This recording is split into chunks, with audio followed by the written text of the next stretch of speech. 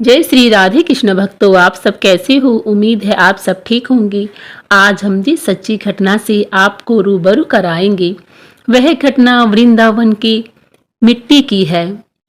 इस कथा को सुनने के बाद आपको पता चलेगा कि वृंदावन की मिट्टी में भी कितनी शक्ति है। वृंदावन की मिट्टी से भी कितने चमत्कार होते हैं। मोहन और गरिमा नाम के दंपत्ति होते हैं। दोनों ही दंपत्ति बड़े ही खुश रहते हैं। वो दोनों बहुत बहुत गरीब होते हैं, मगर फिर भी वो बहुत खुश रहते हैं, क्योंकि वह दोनों ही श्री कृष्ण भगवान जी की बांके बिहारी जी के बड़े भक्त हैं। और उनकी जुबान पर हर पल हर समय श्री बांके बिहारी जी का, श्री राधे कृष्ण जी का भजन कीर्तन चलता ही रहता है, चिंतन होता ही रहता है। दोनों ही दंपत्ति बड़े ही प्यार से, बड़े ही स्नेह भाव से, बड़ी ही भक्ति से अपने राधे कृष्ण श्री हरि की पूजा पाठ करते हैं। दोनों एक झोपड़ी बनाकर उसमें रहा करते हैं और जो उनको मिलता है उसी से संतुष्ट रहते हैं। वो कभी भी अपनी गरीबी की शिकायत श्री हरि से, अपने बांके बिहारी जी से कभी नहीं करते। वो कहते हैं कि जो हमको श्री बांके बिहारी जी ने दे दिया, हमें उसी में गुजारा करना चाहिए। जो कुछ है श्री बांके बिहारी जी का ही है, श्री ठाकुर जी का है, और जो कुछ वो देंगे वो उनकी मर्जी है। दोनों ही दंपत्ति की एक इच्छा है। दोनों ही दंपत्ति चाहते हैं कि वो वृंदावन जाएं और श्री बांके बिहारी जी के दर्शन करें, मगर पैसों की कमी के कारण वो दोनों वृंदावन नहीं जा सकते।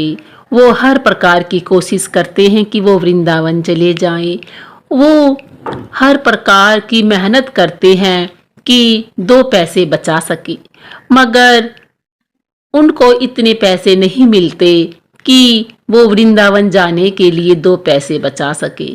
दोनों की मेहनत, दोनों के जो पैसे होते हैं वो घर के गुजारे में, घर के खर्चे में ही खर्च हो जाते हैं। तो इस तरह से दोनों ही बड़े दुखी हो जाते हैं कि हम वृंदावन क्यों नहीं जा सकते। मगर उनको क्या पता था कि श्री बांके बिहारी जी उनको बुलाने ही वाले हैं। एक दिन क्या होता है कि जब वो दोनों पति पत्नी मोहन और गरिमा अपने काम पर जा रहे होते हैं, तो अचानक से गरिमा के पैरों में कुछ चुभ जाता है। जैसे ही गरिमा के पैरों में कुछ चुभता है तो वह नीचे देखती है कि क्या है। जैसे ही वह नीचे देखती है और वह देखकर हैरान हो जाती है कि यह तो एक हीरो का हार पड़ा है। मगर गरिमा को वह हार देखकर जरा सा भी लालच नहीं आता। वह उस हार को उठा लेती है और उठाने के बाद इधर उधर देखती है कि कोई हो जो अपने हार को ढूंढ रहा हो। वह देखती है मगर उसको कोई भी नजर नहीं आता। तो वह क्या करती है कि कुछ दूरी पर जाकर वहीं बैठ जाती है और उसका पति भी कहता है कि हम यह हार नहीं ले सकते, क्योंकि जिसका यह हार है वह इस हार को ढूंढता ढूंढता यहाँ पर जरूर आएगा। इस तरह से दोनों के दोनों दंपत्ति उस स्थान पर बैठे रहते हैं और एक दिन बीत जाता है, रात भी हो जाती है। दोनों ही दंपत्ति उसी स्थान पर एक तरफ से बैठ जाते हैं और अपनी रात गुजार लेते हैं, मगर कोई भी नहीं आता। मगर जैसे ही दूसरा दिन होता है और सुबह होती है तो एक गाड़ी में एक पति पत्नी आते हैं और जिस जगह पर वह हार पड़ा हुआ था वहीं पर गाड़ी को रोककर कुछ ढूंढने लगते हैं। जैसे ही गरिमा और मोहन यह सब देखते हैं तो वह आते हैं और पूछते हैं कि आप क्या ढूंढ रहे हो। तो वो गाड़ी वाले पति पत्नी कहते हैं हमारा हार गुम हो गया है, हम उसी को ढूंढ रहे हैं। गरिमा और मोहन पूछते हैं कि आपका हार कैसा था। तो दोनों बता देते हैं कि हमारा हार हीरो का था। तो तभी गरिमा और मोहन कहते हैं कि यह लीजिए भाई साहब आपका हार। कल हमें यह यहाँ पर पड़ा हुआ मिला था और कल से हम आपकी ही इंतजार कर रहे हैं, आपकी ही प्रतीक्षा कर रहे हैं कि हम आपको यह हार दे सके। जब वह दोनों पति पत्नी यह सुनते हैं कि यह दोनों अनजान इतने महंगे हार को देखकर भी लालच में नहीं आए, तो ये कोई मामूली इंसान नहीं है, ये तो बड़े ही तपस्वी, बड़े ही सच्चे इंसान हैं। वह अमीर व्यक्ति, वह गाड़ी वाले पति पत्नी उन दोनों पर बड़ा ही विश्वास करते हैं, उन दोनों को बड़ा चाहने लगते हैं और कहते हैं कि हम तुमको इनाम देना चाहते हैं। वो दो गरिमा और मोहन कहते हैं हमें कुछ भी नहीं चाहिए, यह सब तो श्री हरि हमारे ठाकुर जी करते हैं, हमारे ठाकुर जी करवाते हैं, जो उनकी आज्ञा होती है हम तो वही करते हैं। हमारे श्री बांके बिहारी जी ने हमसे यह कहा और हमने कर दिया। इस पर गाड़ी वाले पति पत्नी बड़े खुश होते हैं और वो कहते हैं हम कल वृंदावन जा रहे हैं, क्या तुम हमारे साथ वृंदावन चलोगी? बस फिर क्या था, दोनों ही पति पत्नी गरिमा और मोहन इतने खुश हो जाते हैं और कहते हैं भाई साहब आपको नहीं पता कि आपने हमें कितनी बड़ी खुशी दे दी, हम आपके साथ वृंदावन जरूर चलेंगे। और वो दोनों गरिमा और मोहन उन पति पत्नी के साथ वृंदावन चले जाते हैं और दोनों जैसे ही वृंदावन पहुंच जाते हैं, वृंदावन में पैर रखते ही वो सबसे पहले वृंदावन की मिट्टी को बड़े प्यार से अपने माथे को लगाते हैं, बड़े प्यार से चूमते हैं और फिर श्री बांके बिहारी जी के मंदिर में जाकर श्री बांके बिहारी जी के दर्शन करते हैं। दोनों पति पत्नी दर्शन करके अपने आप को बड़ा ही धन्य मानते हैं और कहते हैं हे श्री बांके बिहारी जी, हमसे बड़ा धनी तो इस दुनिया में कोई है ही नहीं, जिसने आपके दर्शनों की इच्छा की और आपके दर्शन हमें हो गए। हे श्री बांके बिहारी जी, हम तो धन्य हो गए, हमारा विश्वास आप पर 2 गुना 4 गुना हो गया। इस तरह से दोनों पति पत्नी अपने आप को बड़ा धन्य मानते हैं और श्री बांके बिहारी जी को बारंबार प्रणाम करने लगते हैं। गाड़ी वाले पति पत्नी होते हैं, वो मोहन और गरिमा से कहते हैं चलो हम बाजार में घूमते हैं और जो कुछ हमें पसंद आएगा वो हम ले लेंगे। तो इस पर मोहन और गरिमा कहते हैं नहीं नहीं, हम नहीं घूम सकते और ना ही हमें कुछ चीज चाहिए। तो वो गाड़ी वाले पति पत्नी समझ जाते हैं कि इनके पास पैसे नहीं हैं, इसलिए वो ऐसा कह रही हैं। फिर वो कहते हैं तुम्हें पैसों की कोई चिंता नहीं है, तुम्हें जो पसंद हो तुम ले लेना। इस पर मोहन और गरिमा कहते हैं नहीं भाई साहब, आप हमको वृंदावन लेकर आ गए, हमने अपने श्री बांके बिहारी जी के दर्शन कर लिए, अपने श्यामा गौरी के दर्शन कर लिए, बस फिर हमें कुछ और चाहिए ही नहीं, हमें तो सब कुछ मिल गया, हम तो बहुत बहुत अमीर हो गए, हमें कुछ और नहीं चाहिए। सच कह रहे हैं। यह सुनकर वो दोनों पति पत्नी बड़े हैरान हो जाते हैं और कहते हैं धन्य है आप लोगों की भक्ति। तो फिर वो कहते हैं अब हमें चलना चाहिए। तो जैसे ही वो गाड़ी वाले पति पत्नी इतना कहते हैं तो गरिमा और मोहन जो वृंदावन की मिट्टी होती है उसको एक पोटली में भरने लगते हैं। जब गाड़ी वाले पति पत्नी यह देखते हैं कि तुम यह क्या कर रहे हो, वृंदावन की मिट्टी को ले जा रहे हो, फिर वो कहते हैं यही तो सबसे बड़ा खजाना है जो अनमोल है, इसका तो कोई मूल्य ही नहीं है। यह तो हमारे श्री बांके बिहारी जी की श्री हरि के पैरों की धूल है जिसे हम अपने साथ ले जा रहे हैं। क्या पता किस पल किस घड़ी श्री बांके बिहारी जी यहाँ से गुजरे हो और उनके पैरों की धूल हो, तो उसी को हम समझकर वृंदावन की मिट्टी को ले जा रहे हैं। यह तो हमारे लिए हमारी श्री श्यामा गौरी के पैरों की धूल है, श्री हरि के पैरों की धूल है और यही हमारा सबसे बड़ा खजाना है, हम अपने खजाने को लेके जा रहे हैं। ऐसा कहते हैं और एक पोटली में वह मिट्टी बांध लेते हैं और बड़े ही भक्ति भाव से, बड़े प्यार से अपने सीने से लगा लेते हैं और कहते हैं, चलिए हमको जो कुछ लेना था हमने वह सब कुछ ले लिया। ऐसा कहते हैं और अपने घर को चले जाते हैं। गाड़ी वाले पति पत्नी भी उनको उनके घर पर, उनकी झोपड़ी पर छोड़कर अपने घर चले जाते हैं। अब क्या था, अब मोहन और गरिमा दोनों ही अपनी झोपड़ी में रहने लगते हैं।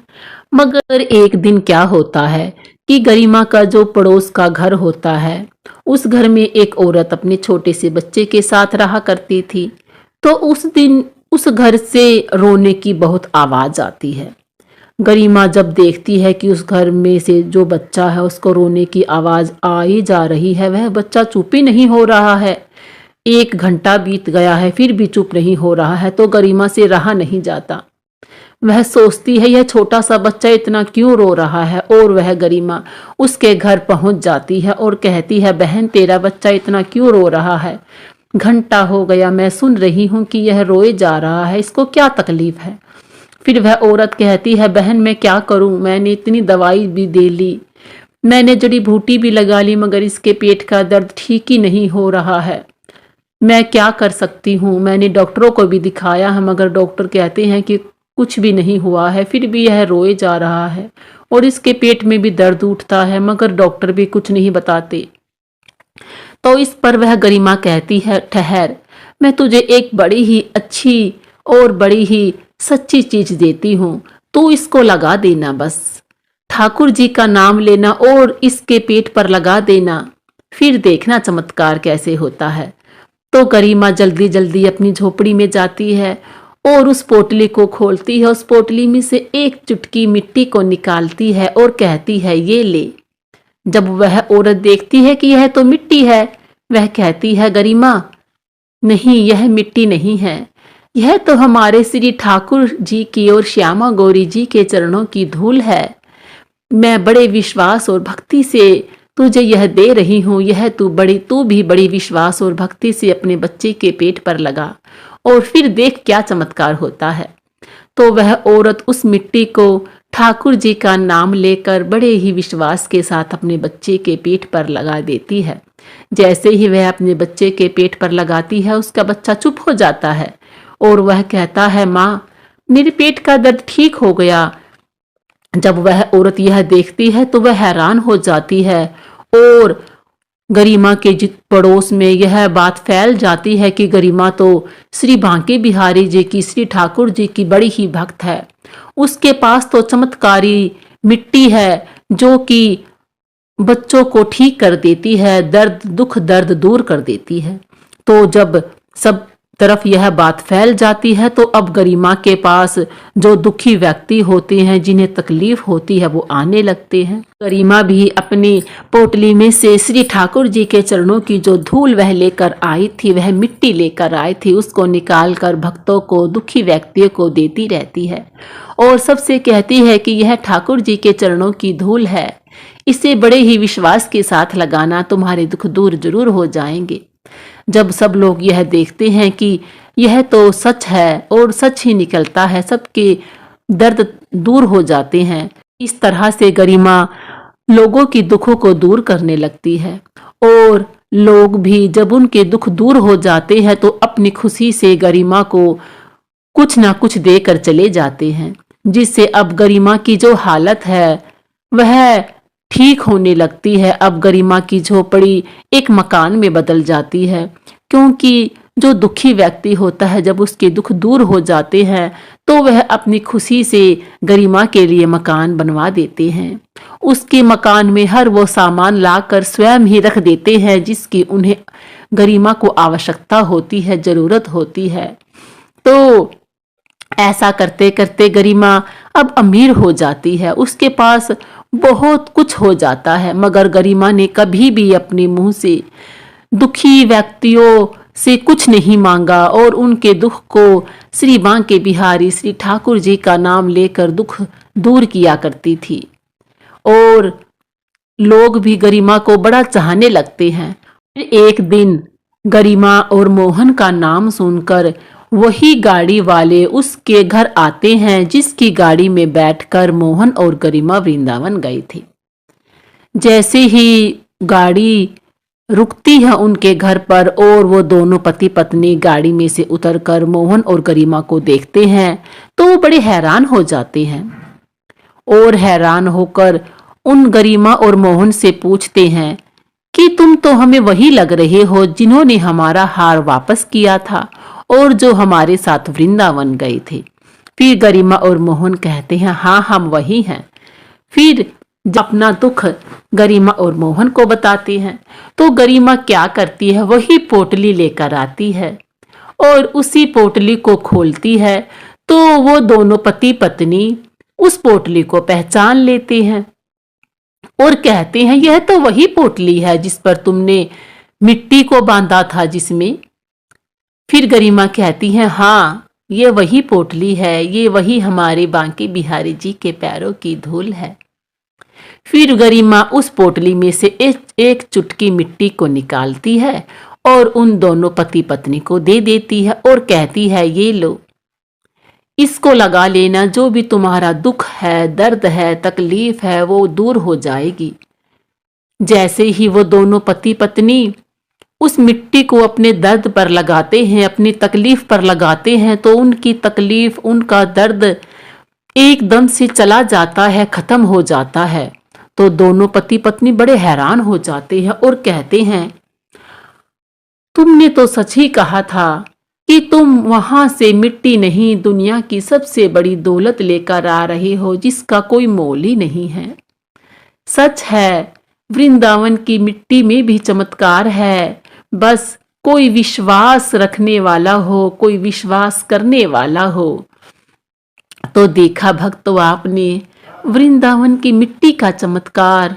कहते हैं ना, मानो तो पत्थर में भी भगवान होते हैं और ना मानो तो कुछ भी नहीं है। तो भक्तों आपको ये कथा कैसी लगी? अगर यह कथा आपके दिल को छुई हो, आपको पसंद आई हो तो प्लीज इस चैनल को लाइक और सब्सक्राइब जरूर करें ताकि हम आगे भी आपके लिए ऐसी ऐसी कथा लेकर आते रहें और आपका जो विश्वास है वो श्री बांके बिहारी, श्री ठाकुर, श्री हरि पर दिन दुगना चौगुना होता रहे।